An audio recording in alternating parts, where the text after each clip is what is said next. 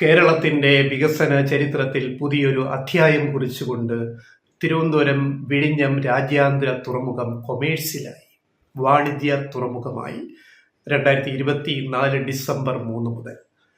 Commercial ഓപ്പറേഷൻസിൽ കൂടെ മാത്രമേ ഇനി കരാർ പ്രകാരം കേരളത്തിൻ്റെ സർക്കാരിൻ്റെ സ്ഥാപനമായ വിഴിഞ്ഞം ഇൻ്റർനാഷണൽ സീ പോർട്ട് ലിമിറ്റഡും പോർട്ടിൻ്റെ വിഴിഞ്ഞം തുറമുഖത്തിൻ്റെ നടത്തിപ്പുകാരായ അദാനി പോർട്സും തമ്മിലുള്ള കരാർ പ്രകാരം ട്രയൽ റൺ ഡിസംബർ 2 അവസാനിച്ചു. ഡിസംബർ 3 മുതൽ കൊമേഴ്സ്യൽ ഓപ്പറേഷൻസ് ആണ്.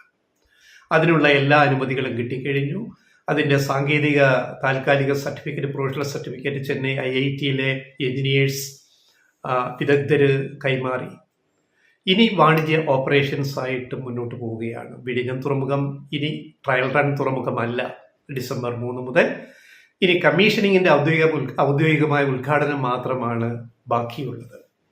അത് ഇപ്പോൾ നടക്കേണ്ടതായിരുന്നു. പക്ഷേ പ്രധാനമന്ത്രി നരേന്ദ്രമോദിയുടെ സൗകര്യം പരിഗണിച്ച് അതിൻ്റെ തീയതി നിശ്ചയിച്ചിട്ട് മിക്കവാറും അടുത്ത മാസം ജാനുവരിയിലെ ഉദ്ഘാടനം നടക്കാൻ സാധ്യതയുള്ളൂ. കമ്മീഷനിങ് ഇതുവരെയും പ്രധാനമന്ത്രിയുടെ തീയതി കൃത്യമായി ലഭിച്ചിട്ടില്ല, സൂചനകളൊന്നും ലഭിച്ചിട്ടില്ല.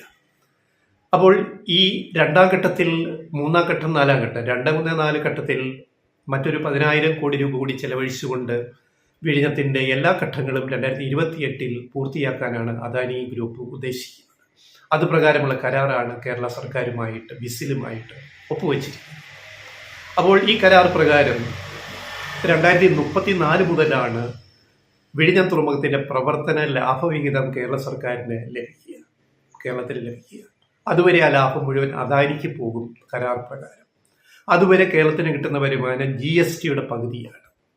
അതാണ് ഇപ്പോൾ കിട്ടിയ 16.5 കോടി രൂപ, ട്രയൽ റണ്ണിലെ 16.5 കോടി രൂപ നവംബർ 30 വരെ.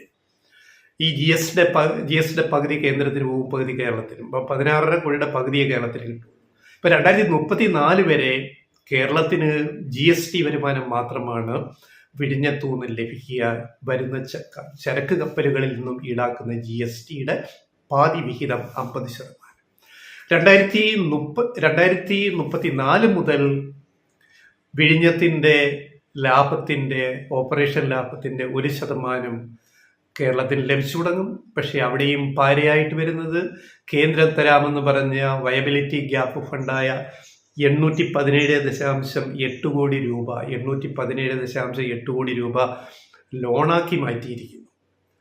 കഴിഞ്ഞ ദിവസവും കേരളത്തിലെ MP-മാർ പാർലമെന്റിൽ ചോദിച്ച ചോദ്യത്തിന് ബന്ധപ്പെട്ട മന്ത്രി നൽകിയ മറുപടി, അത് വായ്പയായിട്ടേ പരിഗണിക്കാൻ പറ്റൂ, ഗ്രാൻഡായിട്ട് തരാൻ പറ്റില്ല.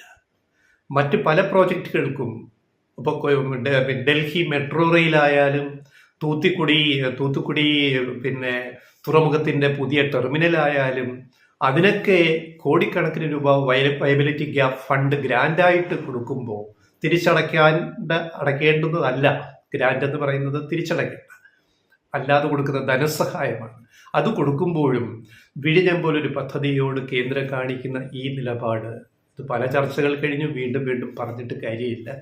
പ്രധാനമന്ത്രി ഔദ്യോഗിക ഉദ്ഘാടനത്തിന് വരുന്നതിന് മുമ്പെങ്കിൽ ഇക്കാര്യത്തിൽ ഒരു തീരുമാനമുണ്ടായി. ഇത് ഗ്രാൻഡാക്കി മാറ്റണമെന്നാണ് കേരളം വീണ്ടും ആവശ്യപ്പെട്ടിരിക്കുന്നത്. കേരളത്തിൻ്റെ ഒരു ഭാവി വലിയൊരു പ്രോജക്റ്റ്, ഇന്ത്യയുടെ മുഴുവൻ ഒരു പ്രോജക്റ്റിൽ കേന്ദ്രം ഇങ്ങനെ ഒരു നയം സ്വീകരിക്കുന്നത് വിവേചനപരമല്ലേ എന്ന ചോദ്യങ്ങൾ പല കോണുകളിൽ നിന്നും ഉയരുന്നുണ്ട്.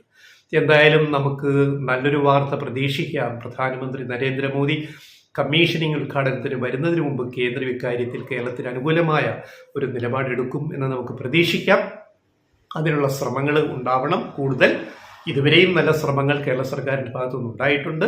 പക്ഷേ തീരുമാനം എടുക്കേണ്ടത് കേന്ദ്രത്തിലെ ധനമന്ത്രാലയമാണ്, ധനകാര്യ മന്ത്രാലയമാണ്. അങ്ങനെ ഒരു കീറാമുട്ടി പ്രശ്നത്തിലുണ്ട്.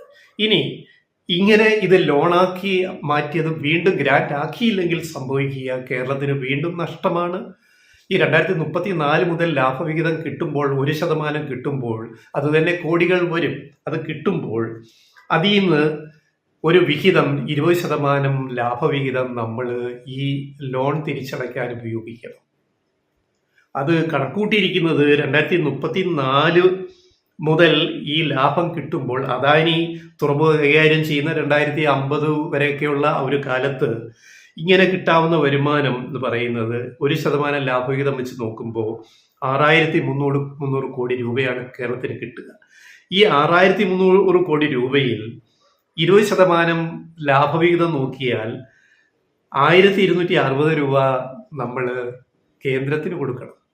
തുടക്കത്തിൽ മുതൽ ഇങ്ങനെ കൊടുത്തുകൊണ്ടിരിക്കണം. അത് കൊടുത്ത് ഈ വയബിലിറ്റി ഗ്യാപ് ഫണ്ട് വായ്പയായി കിട്ടുന്ന 817 കോടി രൂപയ്ക്ക് ഈ കാലയളവ് കൊണ്ട് ഇത്രയും അദാനി ഇത് നടത്തുന്ന ഈ കാലയളവ് കൊണ്ട് കേരളം 12,000 കോടി രൂപയോളം തിരിച്ചടക്കേണ്ടി വരും. ഇത് മുമ്പ് ഈ കണക്ക് ഞങ്ങൾ പറഞ്ഞിട്ടുള്ളതാണ്, മാധ്യമങ്ങളിൽ വന്നിട്ടുള്ളതാണ്. അത് ഒന്നുകൂടെ ഓർമ്മിപ്പിക്കുന്നു. 817 കോടി രൂപ കേന്ദ്രം ലോൺ തരുന്നതിന് ലാഭവിഹിതം കിട്ടിത്തുടങ്ങുന്ന മുതൽ അടച്ചു തീരുമ്പോൾ 12,000 കോടി രൂപ അടയ്ക്കണം. ഇത് കേരളം എന്ന ഒരു കൊച്ചു സംസ്ഥാനത്തെ സംബന്ധിച്ച് വലിയ അധിക ബാധ്യതയാണ്. കടക്കിണിയിലായ കേരളത്തിന് ഇത് താങ്ങാൻ പറ്റുന്ന ഒരു കാര്യമില്ല. അപ്പോൾ ഏറ്റവും അനുകൂലമായൊരു തീരുമാനം ഇക്കാര്യത്തിൽ കേന്ദ്രം എടുക്കേണ്ടത് കേരളത്തിൻ്റെ ന്യായമായ ആവശ്യമാണ്. വിഴിഞ്ഞത്തിൻ്റെ കാര്യത്തിൽ വളരെ ന്യായമായ ഒരു ആവശ്യമാണ് ഇത്. അങ്ങനെ ഉണ്ടാകും എന്ന് നമുക്ക് പ്രതീക്ഷിക്കാം. തുടക്കത്തിൽ 10 ലക്ഷം കണ്ടെയ്നറുകൾ ഇപ്പോൾ കൈകാര്യം ചെയ്ത് തുടങ്ങിയിട്ട് അത് പ്രതിവർഷം 30 ലക്ഷം കണ്ടെയ്നറായിട്ടും TEU കണ്ടെയ്നറായിട്ടും പൂർണ്ണ സജ്ജമാകുമ്പോൾ ഈ 4 ഘട്ടങ്ങളും സ്റ്റേജും പൂർത്തിയാകുമ്പോൾ പ്രതിവർഷം 45 ലക്ഷം കണ്ടെയ്നറുകൾ കൈകാര്യം ചെയ്യാൻ ശേഷിയുള്ള തുറമുഖമായിട്ട് വിഴിഞ്ഞം മാറും. അപ്പോൾ പ്രതിവർഷം 30 ലക്ഷം മുതൽ 45 ലക്ഷം വരെ കണ്ടെയ്നറുകൾ കൈകാര്യം ചെയ്യുന്ന തുറമുഖമായിട്ട് ദക്ഷിണേന്ത്യയിലെ ഏറ്റവും വലിയ ചരക്ക് ഗതാഗത തുറമുഖമായിട്ട് വിഴിഞ്ഞം മാറുകയാണ്. ഇനി ബാക്കി കാര്യങ്ങൾ കേരളം റോഡ് റെയിൽ കണക്ടിവിറ്റി അതിൻ്റെ പണികൾ റോഡിൻ്റെ നടന്നുകൊണ്ടിരിക്കുന്നു. ദേശീയപാതയുമായിട്ടുള്ള റോഡ് കണക്ടിവിറ്റി, തുരങ്ക റെയിൽ ഉണ്ടാക്കുന്നതിൽ കേന്ദ്രത്തിൻ്റെ ഇടപെടൽ ആവശ്യമാണ്. പ്രോജക്റ്റ് എല്ലാം കൊങ്കൺ റെയിൽവേക്ക് കൊടുത്തു കഴിഞ്ഞു. അപ്പോൾ റെയിൽവേ ലൈനും അധികം വൈകാതെ പൂർത്തിയാകും. ദേശീയപാതയുമായുള്ള കണക്ടിവിറ്റി അടുത്ത വർഷം തന്നെ പൂർത്തിയാക്കാൻ കഴിയുമെന്ന് നമുക്ക് പ്രതീക്ഷിക്കാം. അപ്പോൾ അങ്ങനെ വിഴിഞ്ഞം യാഥാർത്ഥ്യമായി എന്ന ഒരു സന്തോഷകാര്യമാണ് ഡിസംബർ 3 പ്രത്യേകത. ഇത് കൂടുതൽ സമയബന്ധിതമായിട്ട് അദാനി ഗ്രൂപ്പിന് ഇതിൻ്റെ നിർമ്മാണങ്ങൾ പൂർത്തിയാക്കാനും കഴിയണം എന്നുള്ളതാണ് ഇതിൻ്റെ അകത്തെ ഏറ്റവും പ്രധാനപ്പെട്ട കാര്യം.